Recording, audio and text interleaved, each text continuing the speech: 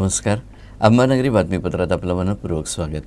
अमरावती आणि परिसरातील काही ताज्या घटनांसह मी विवेक. बातमीपत्रात प्रारंभी एक नजर ठळक बातम्यांवर.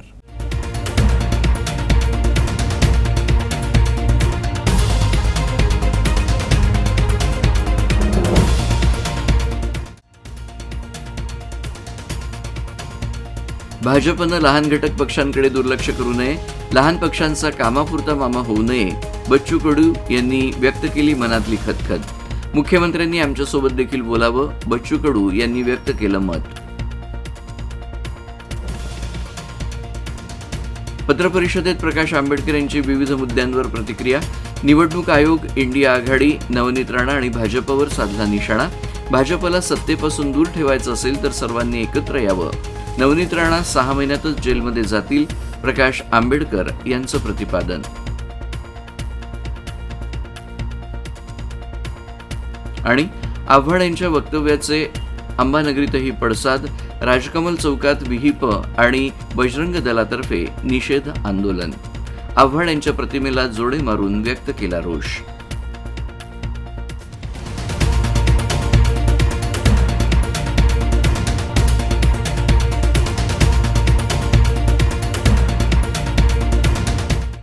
आणि आता सविस्तर वृत्त.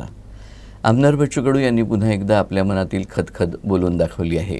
भाजपसारख्या मोठ्या पक्षानं लहान घटक पक्षांकडे दुर्लक्ष करू नये, त्यांचा केवळ कामापुरता मामा होऊ नये असं ते म्हणाले.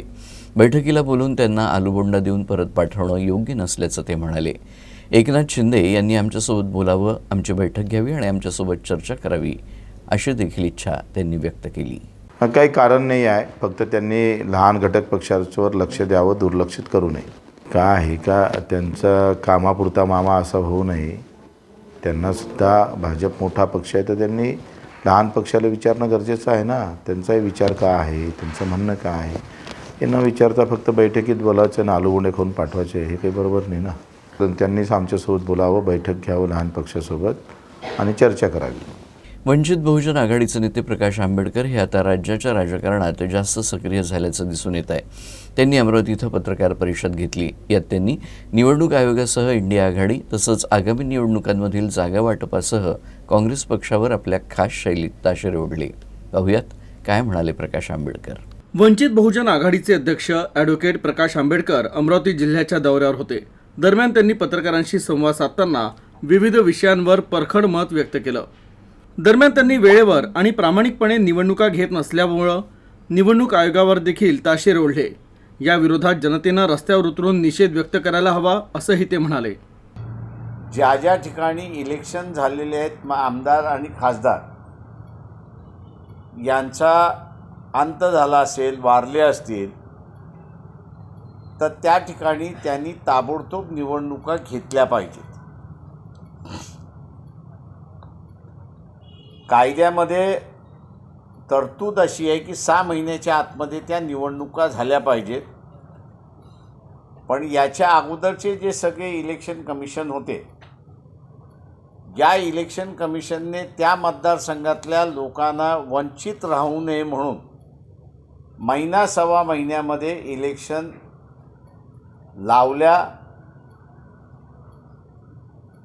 त्या इलेक्शन झाल्या आणि दिवंगत आमदाराच्या जागी नवीन आमदार त्या ठिकाणी निवडून आला, अशी परिस्थिती किंवा खासदार असेल.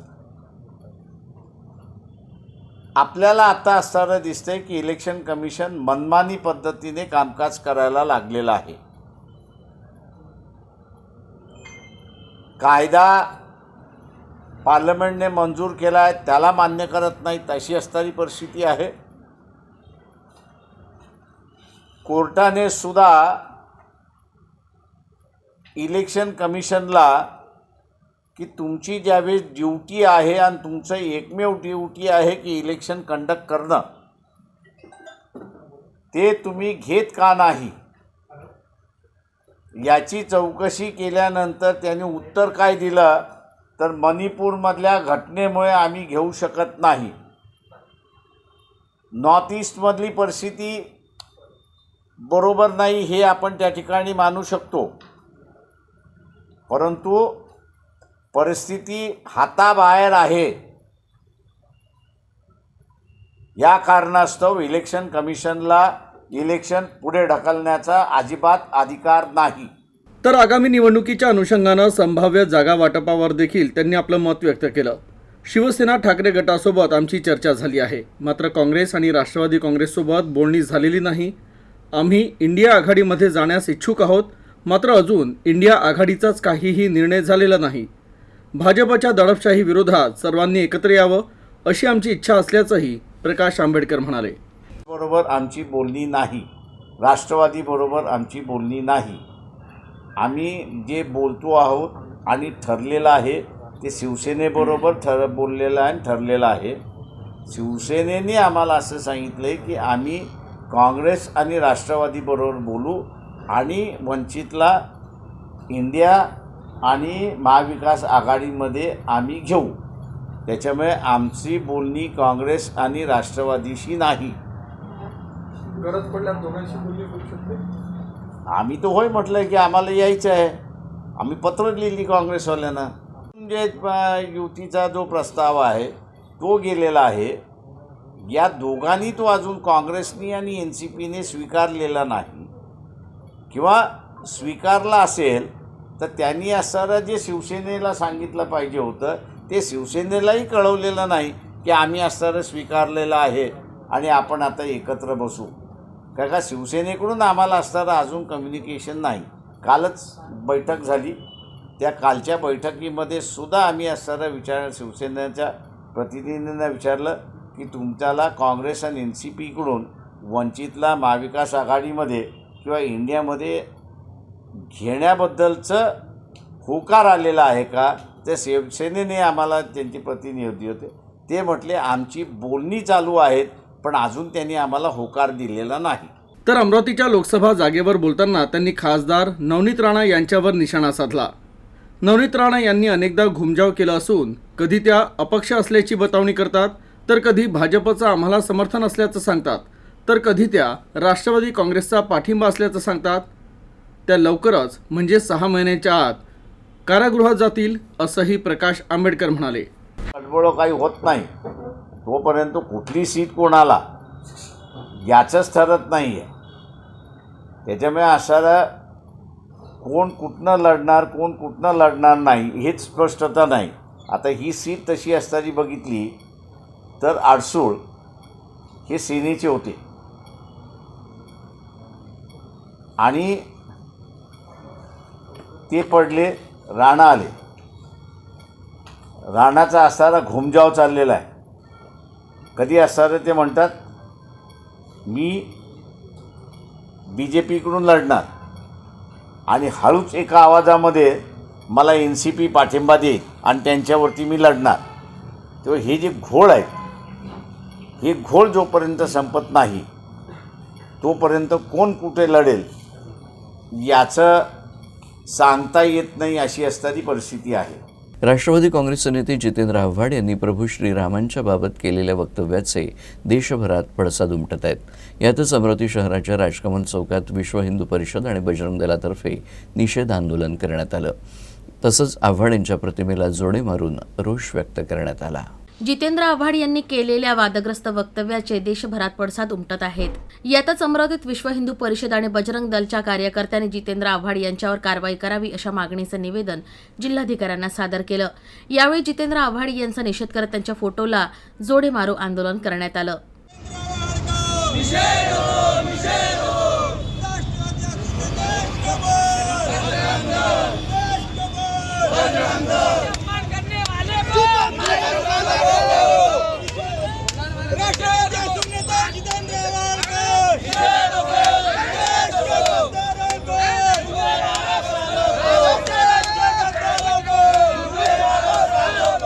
परसों की जो घटना जिसमें राष्ट्रवादी की सभा में शिरडी में जो सभा हुई उसमें राष्ट्रवादी पार्टी के एक पागल कुत्ते नेता ने जिसका नाम जितेंद्र आव्हाड है, इस पागल कुत्ते ने प्रभु श्री राम जी के लिए अभद्र वाणी का प्रयोग किया है। उसने भगवान श्री राम को मांसाहारी, भगवान श्री राम को शिकारी, इस प्रकार की अभद्र भाषा का उसने वर्णन कर संपूर्ण हिंदू समाज को आहत किया है। आज पूरे देश में राममय वातावरण चल रहा है। संपूर्ण हिंदू समाज अयोध्या के भव्य मंदिर के शुभारंभ के उत्सव में लगा पड़ा है और ऐसे समय में केवल मीडिया की प्रसिद्धि पाने को देश का वातावरण खराब करने के मंशा से षड्यंत्र रचकर हिंदू समाज को उकसाने का काम यह जितेंद्र आव्हाड कर रहा है। हमारे भगवान श्री राम का अपमान किया है जितेंद्र आव्हाड के ऊपर। कड़ी से कड़ी प्रशासनिक कार्रवाई कर उसको अटक किया जाए, अन्यथा बजरंग दल अपनी स्टाइल में, अपनी भाषा में उसको उसके घर पर जाकर प्रत्युत्तर देने के लिए सक्षम है, तैयार है। संपूर्ण भारत में शांतता का वातावरण हो, इसीलिए जितेंद्र आव्हाड पर तुरंत कार्रवाई करे। बातमी संकलनासाठी गेलेल्या साम मराठीचे अमरावती जिल्हा प्रतिनिधी अमर घटारे यांच्यावर समाजकंटकांकडून हल्ला करण्यात आला होता। या घटनेच्या निषेधार्थ अमरावती जिल्ह्यातील पत्रकारांच्या विविध संघटनांकडून निवेदन सादर करण्यात आलं। या घटनेचा निषेध देखील व्यक्त करण्यात आला। एका वृत्तवाहिनीचे अमरावती जिल्हा प्रतिनिधी जिल्ह्यातील स्त्री रुग्णालयाच्या आवारातील मोकाट डुकरांमुळे रुग्णालयाच्या आवारात होत असलेल्या दुर्गंधी आणि आफ्रिकन फ्लू या विषयाची बातमी करण्यासाठी गेले होते। यावेळी अज्ञात व्यक्तीने त्यांच्यावर हल्ला चढवला आणि डुकरांचे व्हिडिओ काढायचे नाही तर मी जीवे मारील अशी धमकी दिली, शिवाय मारहाणही केली। दरम्यान या प्रकरणी पत्रकार संघानं पोलीस आयुक्तांची भेट घेऊन पोलीस ठाण्यात तक्रार दाखल केली। यानंतर आरोपीला रात्रीच अटक करण्यात आली। तर त्या आरोपीवर पत्रकार संरक्षण कायद्याअंतर्गत कठोर कारवाई करावी या मागणीसाठी जिल्हाभरातील विविध पत्रकार संघटनांनी जिल्हाधिकाऱ्यांना निवेदन सादर केलं। यामध्ये महाराष्ट्र राज्य मराठी पत्रकार संघ, जिल्हा मराठी पत्रकार संघ आणि प्रिंट मीडिया तसंच आणि इलेक्ट्रॉनिक मीडियाच्या प्रतिनिधींचा समावेश होता।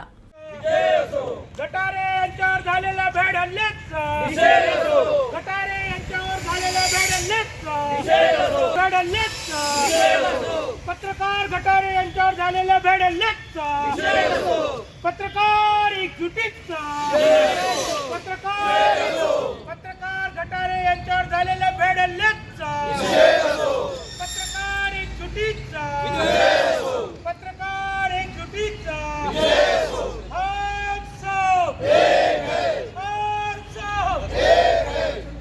संरक्षण कायद्याची अंमलबजावणी। आता हा कशाला दिसत झाला नाही तर काय पदाधिकाऱ्यांचे फोटो विकते आणि येतात बिचारे सगळे। ठीक आहे, थँक्यू।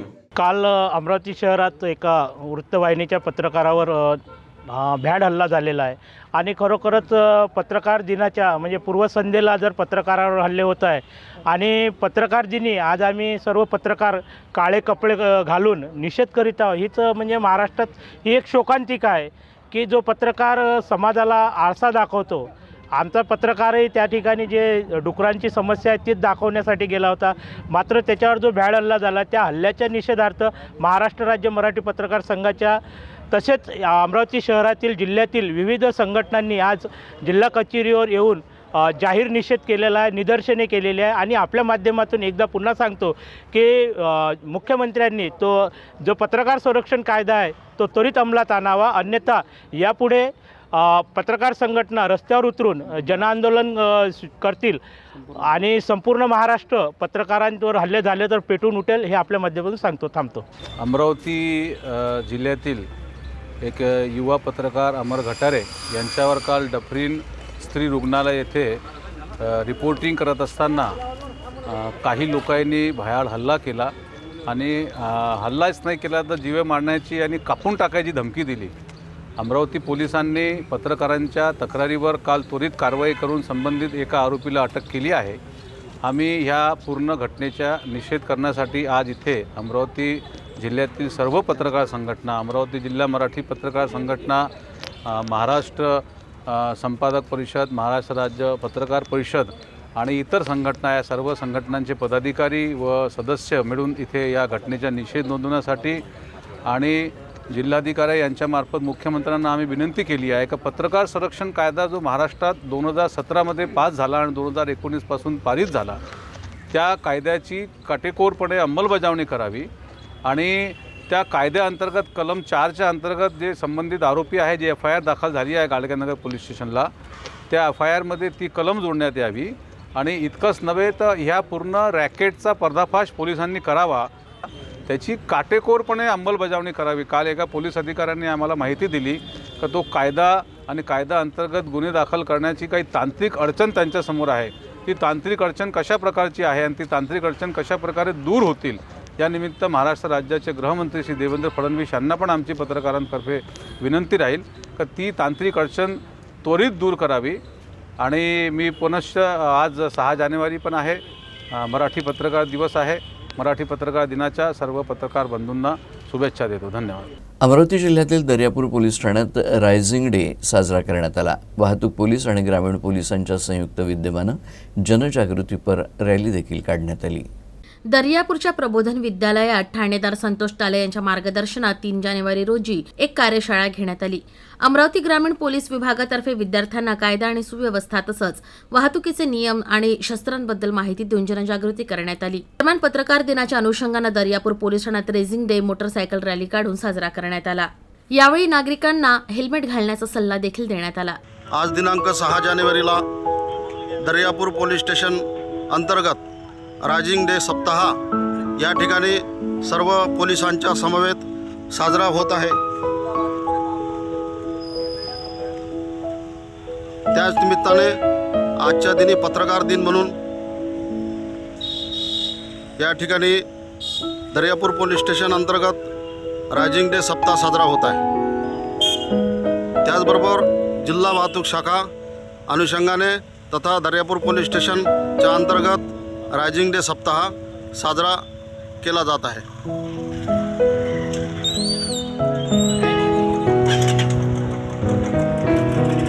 यानंतरच्या बातम्या थोड्याच वेळात. Gold silver update.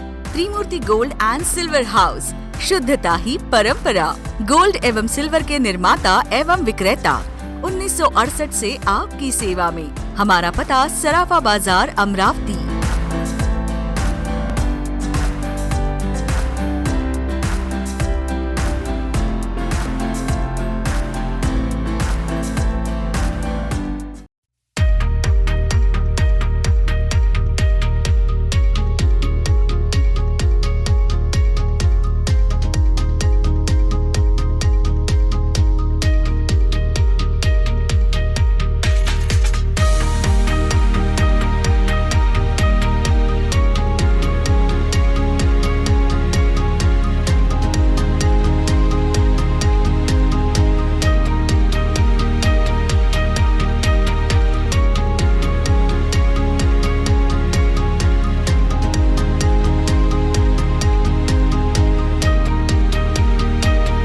विश्रांतीनंतर बातमीपत्राच्या या भागात आपलं पुन्हा एकदा स्वागत. आंबटगोड अशा आवीट चवीनं सर्वांना भुरळ घालणारा नागपुरी संत्रा सध्या मातीमोल झाला आहे. भाव पडल्यानं व्यापारी फिरकत नाहीत. स्थानिक बाजारपेठेत उठाव नसल्यानं आंबिया बहराची किमान 30% फळं झाडावरच आहेत आणि या सर्व फळांची मुदत देखील संपली आहे. संत्र्याला राजाश्रय नसणं, अमरावती विभागात प्रक्रिया उद्योग नसणं तसंच निर्यात प्रभावित झाल्यानं संत्रा उत्पादकांवर मोठं संकट कोसळलं आहे. राज्यात किमान 2 लाख हेक्टरमध्ये संत्र्याचं उत्पादन घेतलं जातं. यातील 90% उत्पादन प्रामुख्यानं अमरावती आणि नागपूर जिल्ह्यात होतं. पश्चिम विदर्भात 80,000 हेक्टरमध्ये संत्र्याचं क्षेत्र आहे. यामध्ये प्रामुख्यानं 60 ते 70% उत्पादक अंबिया बहार घेतात. जानेवारी ते फेब्रुवारीपासून 9 महिने असा अंबियाच्या फळांचा कालावधी गृहीत धरला जातो. आता मुदत होत असल्यामुळे फळ साल सोडण्याची आणि त्यांच्या चवीत थोडा फरक पडण्याची शक्यता आहे. अशा स्थितीत भाव 12 ते 15,000 रुपये टनांवर आले आहेत. भाव पडले आणि स्थानिक बाजारात उठाव नसल्यामुळे किमान 30% फळं झाडावरच आहेत. यामुळे संत्रा उत्पादकांची आता चिंता वाढली आहे. शिवसेना शिंदे गटाच्या यवतमाळ वाशिमच्या खासदार भावना गवळी यांच्या महिला उत्कर्ष प्रतिष्ठान संस्थेच्या नावे आयकर विभागानं नोटीस बजावली होती.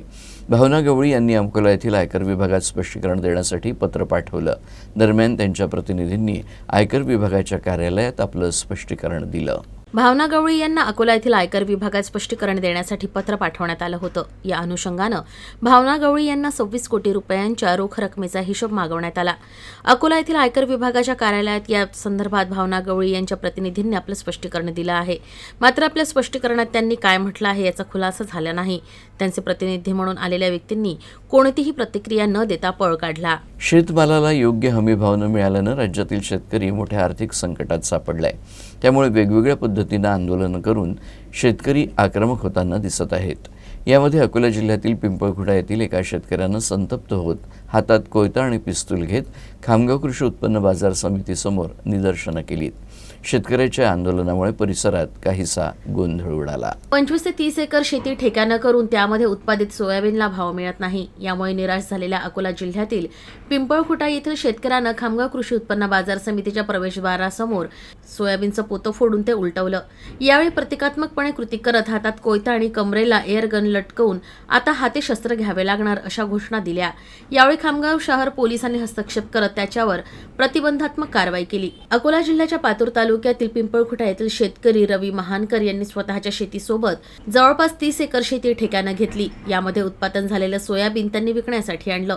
सोयाबीनला भाव मिळत नव्हता. सध्या बाजार समितीमध्ये प्रति क्विंटल जवळपास 4,700 रुपयांपर्यंत भाव आहे. किमान 6,000 रुपये प्रति क्विंटल भाव मिळाला तरच खर्च निघेल असं शेतकऱ्यांचं म्हणणं आहे. यामुळे संतप्त शेतकऱ्यांना कोयता आणि एअरगन घेऊन घोषणाबाजी केली. कोणाला 50 किलो होते, कोणाला 30 किलो होते, तर कोणाला 10 किलो होत नाही. आपण कुठे प्रॉपर? पिंपळखुटा. नाव काय आपलं? रवी महानकर. आता हे राहणार पिंपळखुटा, तालुका जिल्हा अकोला. आता इथं आपण सोयाबीन आणले. हो, सोयाबीन आणलेली आहे. 100 क्विंटल सोयाबीन विकली सर मी. 30 एकरामधली. एका एकरात 3 किलो सोयाबीन झाली. कशी बराबरी होणार? आता हत्यार राहिलं, दुसरं काहीच नाही. पाटील, तुमची मागणी काय आहे? भाव मिळाला पाहिजे. भाव जास्त अपेक्षा नाही आहे. 6,000 जास्त आहे का? बोला ना. नाही, बरोबर आहे, जास्त नाही भाव. या घटनेनंतर शेतकरी नेते रविकांत तुपकर यांनी यावर आपली प्रतिक्रिया दिली. रवी महानकर नावाच्या अकोला जिल्ह्यातल्या शेतकऱ्यांनी खामगाव बाजार समितीमध्ये 100 क्विंटल सोयाबीन आज विकलं. सोयाबीनला प्रचंड दर कमी मिळाला. उत्पादन खर्च त्या शेतकऱ्याचा भरून निघाला नाही. म्हणून शेतकऱ्याचा संयम तुटला आणि त्यांनी संतप्त भावना आपल्या सरकारच्या विरोधातल्या त्या ठिकाणी व्यक्त केल्या. हातात कोयता त्या शेतकऱ्याचा होता. हातात कोयता होता, काहीतरी हत्यार होतं. म्हणून पोलिसांनी त्या शेतकऱ्याला अटक केली आणि शेतकऱ्याचा आवाज दाबण्याचा प्रयत्न केला. पण हे विचारायची वेळ किंवा भावना व्यक्त करायची वेळ शेतकऱ्यावर का आली? सरकारनं सोयाबीन कापूस उत्पादकांना वाऱ्यावर सोडलेला आहे. उत्पादन खर्च भरून निघणार नाही अशा पद्धतीचा भाव आज मार्केटमध्ये मिळतोय. अरे आम्ही जगायचं कसं? शेतकऱ्यांच्या पोरांचा आता संयम तुटत चाललेला आहे आणि हे त्याचंच हे उदाहरण आहे. लक्षात ठेवा, गावखेड्यातली शेतकऱ्यांची पोरं आता आत्महत्या करणार नाही. ज्या राज्यकर्त्यांनी आमच्यावर ही वेळ आणली त्या सत्ताधाऱ्यांच्या गाड्या आता भर चौकात आमची पोरं अडवतील आणि यांना जा विचारतील.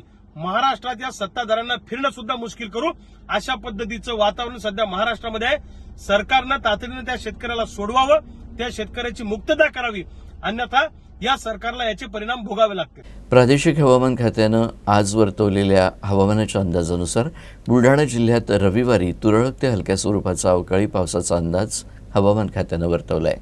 यावेळी शेतकऱ्यांनी काढायला आलेला कापूस गोळा करून ठेवावा आणि ढगाळ वातावरणामुळे हरभरा आणि गहू यावर कृषी तज्ज्ञांचा सल्ला घेऊन कीटकनाशकांची फवारणी करावी असं आवाहन जिल्हा कृषी हवामान केंद्र कृषी विज्ञान केंद्राचे कृषी हवामान शास्त्रज्ञ मनीष यदुलवार यांनी केलं आहे. प्रादेशिक हवामान केंद्र नागपूरद्वारे प्राप्त 5 दिवसीय हवामान अंदाजानुसार बुलढाणा जिल्ह्यामध्ये दिनांक 5 आणि 6 जानेवारी रोजी तुरळक ठिकाणी अगदी हलक्या ते हलक्या स्वरूपाच्या अवकाळी पावसाची शक्यता वर्तविण्यात आली आहे. त्यानंतर दिनांक 7 ते 9 जानेवारी दरम्यान जिल्ह्यामध्ये कोरडे हवामान राहण्याची शक्यता आहे.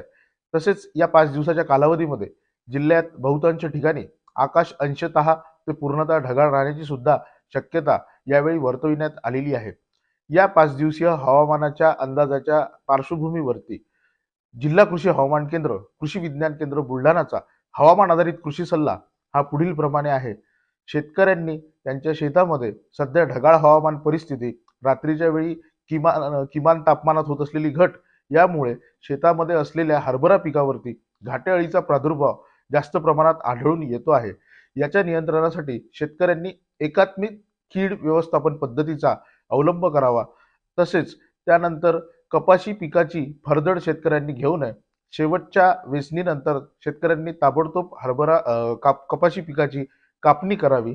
तसेच गहू पिकाच्या वाढीच्या निर्णायक अवस्थेमध्ये पाण्याचा ताण बसणार नाही याची सुद्धा शेतकऱ्यांनी यावेळी काळजी घ्यायची आहे.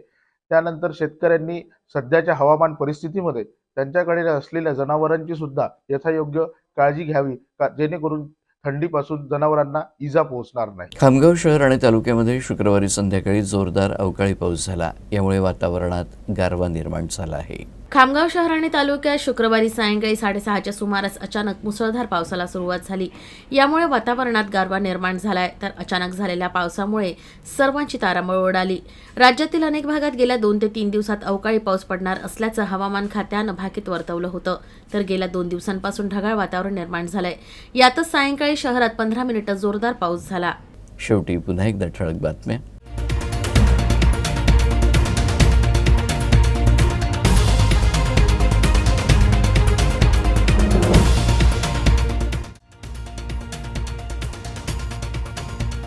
भाजपनं लहान घटक पक्षांकडे दुर्लक्ष करू नये, लहान पक्षांचा कामापुरता मामा होऊ नये, बच्चू कडू यांनी व्यक्त केली मनातली खदखद. मुख्यमंत्र्यांनी आमच्यासोबत देखील बोलावं, बच्चू कडू यांनी व्यक्त केलं मत. पत्रपरिषदेत प्रकाश आंबेडकर यांची विविध मुद्द्यांवर प्रतिक्रिया. निवडणूक आयोग, इंडिया आघाडी, नवनीत राणा आणि भाजपवर साधला निशाणा. भाजपला सत्तेपासून दूर ठेवायचं असेल तर सर्वांनी एकत्र यावं. नवनीत राणा 6 महिन्यातच जेलमध्ये जातील, प्रकाश आंबेडकर यांचं प्रतिपादन.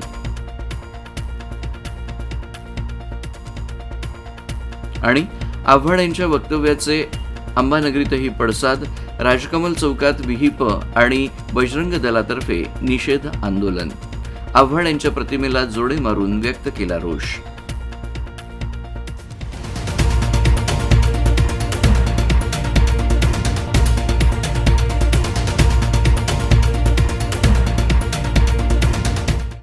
आणि याबरोबरच हे बातमीपत्र संपलं. पुन्हा भेटूया पुढच्या बातमीपत्रात. तोपर्यंत नमस्कार.